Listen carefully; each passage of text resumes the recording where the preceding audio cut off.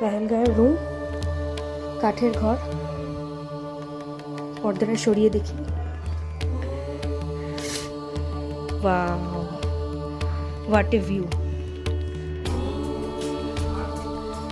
पूरा की पूरा हिल दिख रहा है। वाओ, এই হলো বাথরুম, গিজার, সুন্দর। ছোট্টর উপরে ঘরটা, পাহাড়ি জায়গা তো এরকমই হয়। এখানে একটা কাবার্ডও আছে।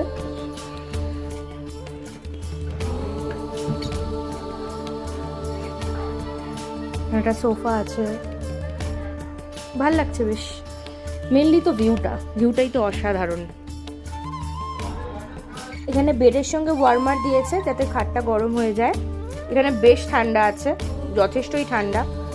পেহেলগাঁও তো ঠান্ডা হবেই খুব স্বাভাবিকভাবেই।